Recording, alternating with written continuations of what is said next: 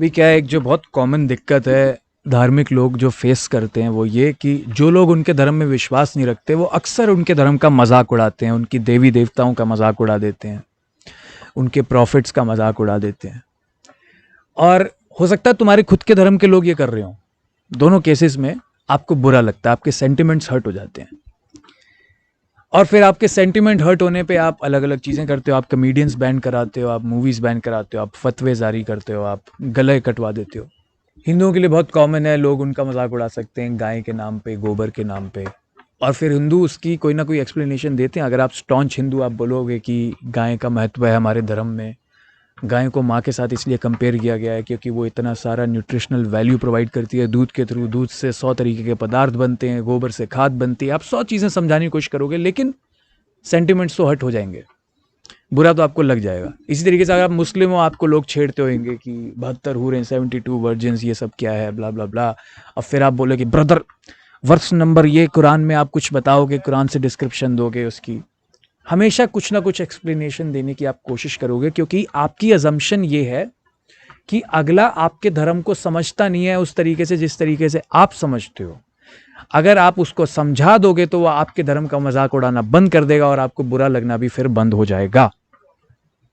इसका सीधा सीधा मतलब यह है कि यहां पर डिफरेंस तो सिर्फ समझ का है।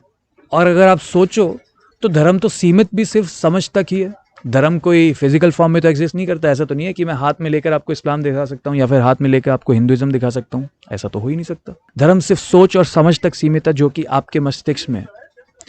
तो इसका मतलब अगर मैं राम में विश्वास रखता हूं और कोई कमेडियन आके मजाक उड़ाता है राम का, तो वो राम को उस तरीके से नहीं देख रहा है जिस तरीके से मैं देखता हूं।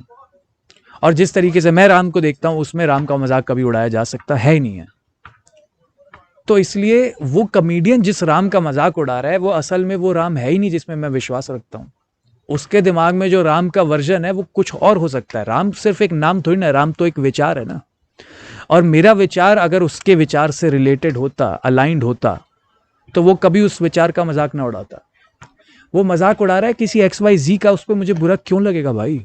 ये बात समझो कि अगर मैं राम भक्त हूँ, अगर मैं राम का डिवोटी हूँ, अगर मैं अल्लाह में विश्वास रखता हूँ, तो मुझे कभी भी इस चीज़ का बुरा नहीं लगना चाहिए कि किसी ने राम के खिलाफ कुछ बोल दिया और वो राम में विश्वास भी नहीं रखता है।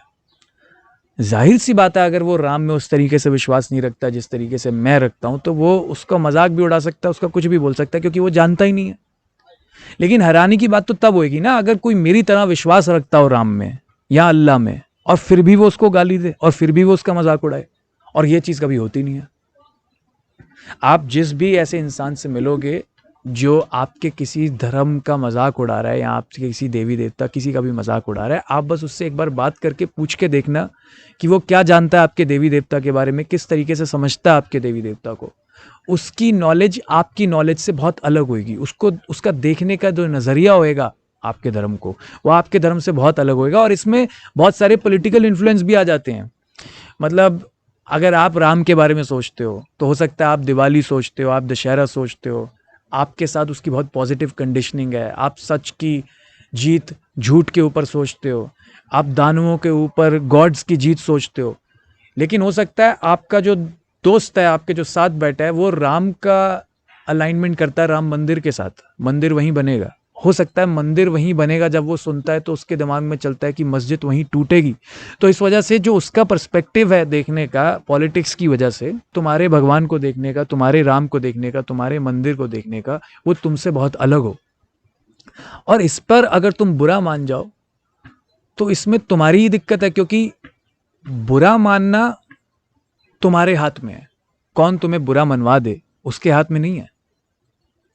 और अगर तुम हर बार बुरा मानने पे लोगों का मुंह बंद करवाने जाओगे, हर बार बुरा मानने पे फतवे निकालोगे और हर बार बुरा मानने पे दूसरों को कंट्रोल करोगे, तो पूरी ज़िंदगी निकल जाएगी। क्योंकि दुनिया में नासमझ बहुत है।